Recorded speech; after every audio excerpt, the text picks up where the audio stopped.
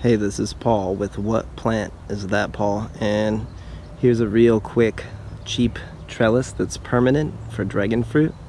So we're gonna do a full how-to step-by-step video on our other channel for dragon fruit called Rare Dragon Fruit, so check it out.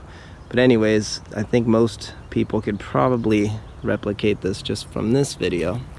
So if not, there's additional support on our other channel.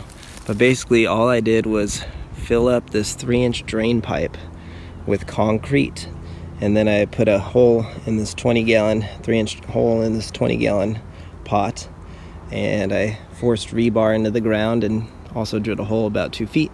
So the rebar's in about 2.5 feet, and this trellis is now 4 feet, 4 foot 3 inches, I believe. So then I topped it with wire mesh, and inside there is 1/2-inch rebar. So it's definitely really strong. And then I placed all this just extra support so the dragon fruit won't get cut on the mesh. So it's 1/2-inch rebar formed across.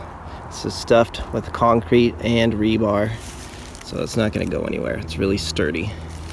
So there is the short version of how to do this, and you can see we're doing a few more today. So got that one almost done.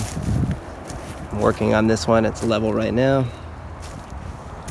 And if you want to see where it kind of starts, it's in here. So see? Very cool. All right, give us a like and a subscribe. We'll keep them coming. Take care.